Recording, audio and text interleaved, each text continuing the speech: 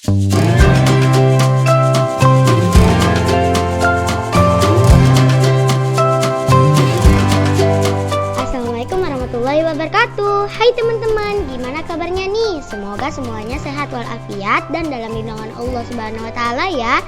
Oh ya teman-teman sobat Al-Amin TV, jumpa lagi ya sama aku. Mau gak bosan ya sama aku?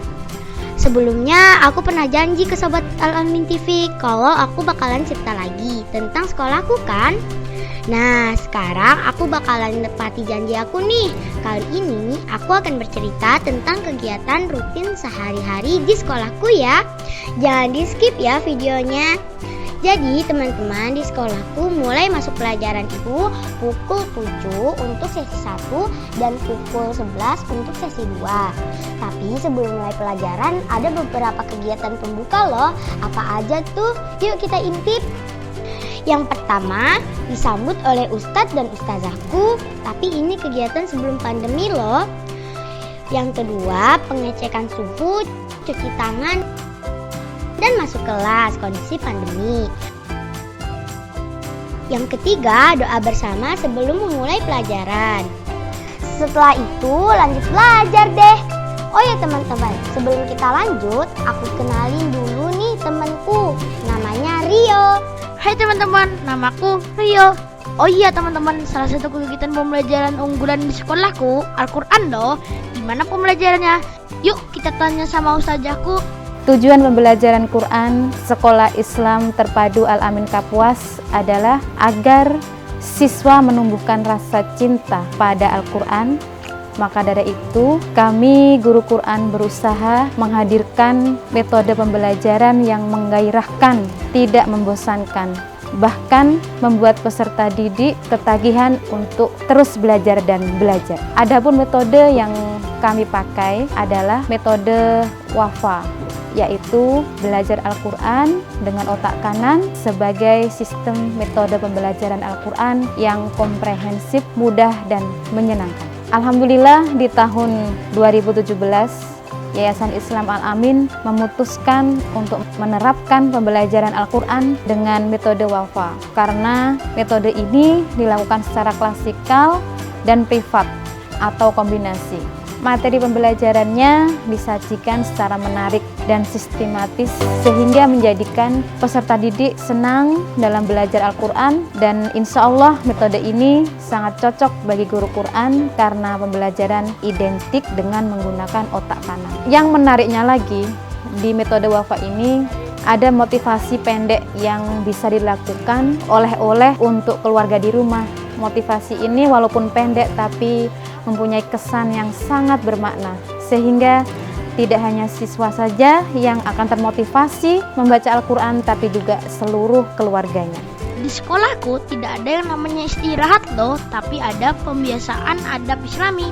Mau tahu seperti apa itu pembiasaan adab Islami? Kita tanya lagi sama ustazahku. Pembiasaan ibadah dan adab-adab Islami pada Sekolah Islam Terpadu Al-Amin adalah penerapan dan pembiasaan adab-adab dalam Islam. Beberapa kegiatan yang merupakan pembiasaan ibadah dan adab-adab Islami yang dilakukan pada Sekolah Islam Terpadu Al-Amin Kapuas diantaranya adalah pembiasaan berwudu dengan tertib dan benar, pembiasaan sholat duha, penerapan dan pembiasaan makan dan minum secara Islami, dan juga sholat zuhur berjamaah. Adapun tujuan dari pembiasaan ibadah dan adab-adab Islami tersebut adalah membiasakan peserta didik untuk menerapkan adab-adab Islami tersebut dalam kehidupan sehari-hari. Jadi begitu teman-teman, di sekolah kami tetap ada bermainnya, tapi semua kegiatan kami tetap terpantau oleh ustadz dan ustazahku untuk memastikan apa yang kami lakukan adalah perbuatan-perbuatan yang baik, termasuk masalah adab dan makan minum. Kalau kami sambil ketahuan makan atau minum sambil berdiri, kami langsung diingatkan oleh ustadz dan ustazahku.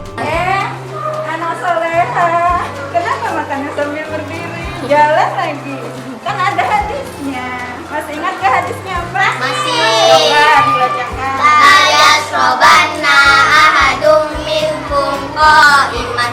Janganlah salah seorang dari kalian makan sambil berdiri. Nah, jangan lagi ya makan sambil berdiri apalagi berjalan. Kan sudah hafal hadisnya. Nah, itu kan contohnya.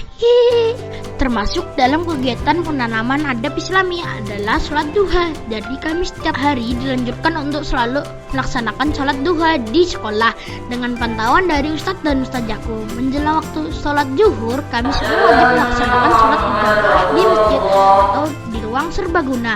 Sebelum sholat zuhur, kami semua diarahkan untuk mengambil air wudhu di tempat yang telah disediakan. Ketika kami wudhu, ada yang mengawasi loh teman-teman. Tuh kan, mereka terus memantau aktivitas kami.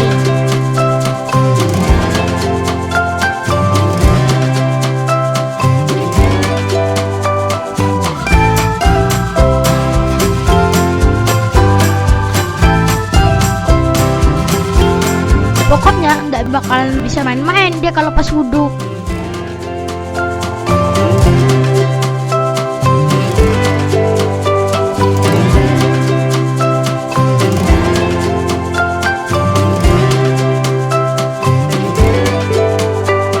Kata ustadku, wudhu itu merupakan salah satu syarat sholat, yaitu membersihkan kita dari hadas-hadas kecil. Kalau wudhunya nggak benar, maka sholatnya nggak sah deh. Betul juga sih kata ustadku. Kadang-kadang kami aja ada yang bandel, ingin cepat selesai wudhunya atau sekedar basah. Setelah selesai wudhu, kami pun langsung menuju masjid untuk melaksanakan sholat rawatib. Nah, di ruangan ini pun sudah ada yang menjaga loh teman-teman. Jadi kami tidak boleh bermain-main lagi kalau sudah di masjid. Masya Allah, Ustadz dan Ustazaku sangat perhatian ke kami. Sayang Ustadz dan Ustazaku. Oh iya teman-teman, selain di masjid juga ada loh yang sholatnya di kelas. Kenapa ya? Yuk kita intip. Loh, kok ada yang sholat di kelas sih? Kita samperin Ustazaku. Yuk. Untuk siswa-siswi SDIT Al-Amin kelas rendah, yaitu kelas 3, mengapa dilakukan sholat berjamaahnya di kelas? Untuk sesi 1 yang melaksanakan PTMT itu melaksanakan sholat sunnah duha. Sedangkan yang PTMT sesi 2 itu melaksanakan sholat zuhur berjamaah dan sholat asar berjamaah yang dilakukan di kelas. Tujuannya agar siswa-siswi SDIT Al-Amin kelas 3 maupun 1 dan 2 juga itu lebih tertib untuk melaksanakan sholat, terutama tertib dalam gerakan sholat, kemudian mengulang lagi hafalan-hafalan dan doanya ketika sholat, baik itu gerakan serta hafalan dan bacaannya, supaya bacaannya lebih baik dan benar. Kenapa harus dizahirkan? Karena untuk siswa-siswi kelas rendah itu masih banyak ditemukan bahwa mereka masih ada beberapa kesulitan dalam pelafalan. Kemudian ada juga yang lupa karena maklum ya kita masih menghadapi wabah pandemi COVID-19 yang mana ini sudah terjadi kurang lebih hampir 2 tahun, sehingga mereka hanya bisa melaksanakan PTMT ini baru sekarang saat ini aja, baru saja ya.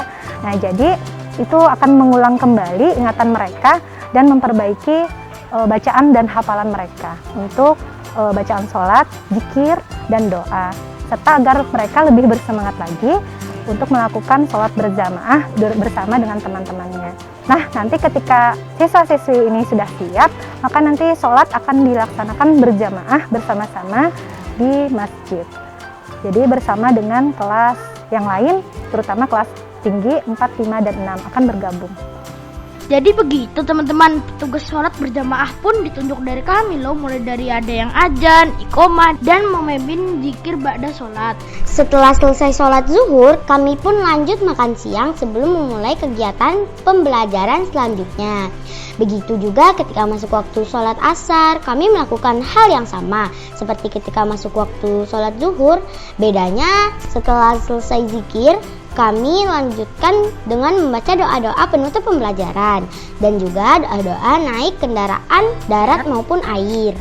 Setelah itu, kami semua berpamitan kepada Ustadz dan Ustazaku dan selanjutnya kami pulang deh. Oke teman-teman, sampai di sini dulu ya cerita kami hari ini. Nanti di episode selanjutnya kami akan ceritakan lagi kegiatan-kegiatan yang keren lainnya ya. Dadah!